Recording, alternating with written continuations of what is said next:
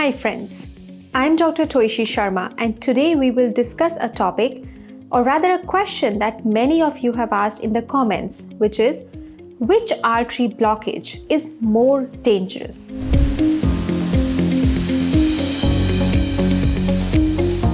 So friends, first of all, let's understand the coronary blood supply of the heart. On the left side, there is a left main artery that divides into LAD and a circumflex artery. And on the right side, there is an artery called RCA or right coronary artery. Now, as you can imagine, the left main artery is the mother vessel of the heart because it divides into both the LAD and the circumflex.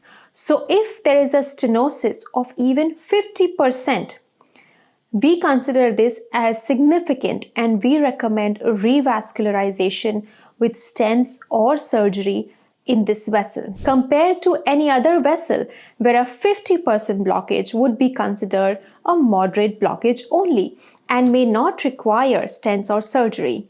So this being the mother vessel has the highest risk and therefore revascularization is recommended at even 50% blockage. The next that usually follows is the proximal LAD or left anterior descending artery.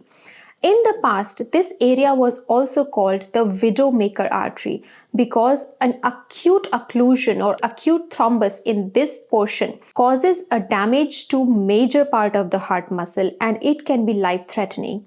That's why this is the second in line for being the more dangerous blockage of the heart. But now friends, having said that, it is very important to understand that this question, which artery is more dangerous, is actually a very nuanced question. There are many factors that also decide which blockage can be dangerous, and these include whether the blockage is acute or is it a stable blockage. In general, regardless of the artery, if a blockage is acute, it could be in a smaller artery like the mid RCA or the mid LAD, but it can even cause death.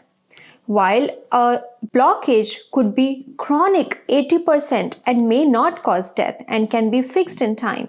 So an acute blockage in any artery can be more dangerous than a stable blockage in another artery. The second part is how much of a heart muscle one artery supplies.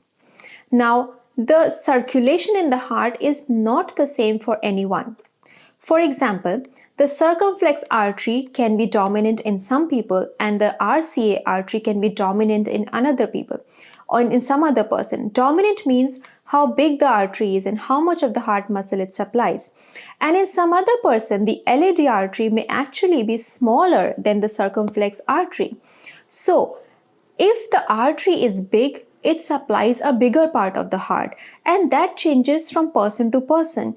So we cannot really put our finger and say that one specific artery is the most dangerous artery for everyone. Another point, my friends, is collateral flow. If there is a blockage in an artery, but it has developed collateral circulation from another blood vessel, meaning a normal blood vessel has developed small tiny bridging collateral or vessels that are supplying the artery that is occluded, then that actually becomes a kind of a less dangerous blockage because it is now being supplied by arteries from the other side.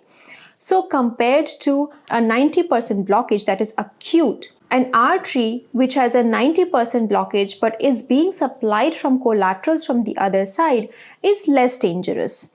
And so this again differs from person to person, whether or not collateral circulation is developed, and if it is developed, how long it will take to be developed in that person. We cannot predict it for a generalized population. So my friends, in general, I would say if you or anyone you know ever has signs of chest pains, chest pressure, shortness of breath, sweating, nausea, and you feel like they are having a heart attack, please do not think about which artery may be blocked or may not be blocked. Time is muscle.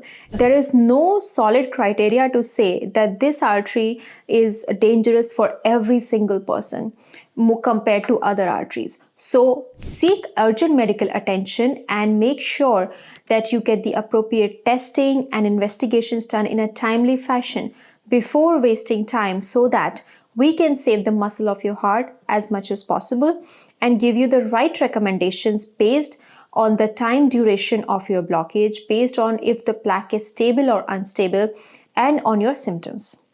So friends, I hope this was a little bit helpful in understanding what are some of the factors that contribute to the risk of a blockage.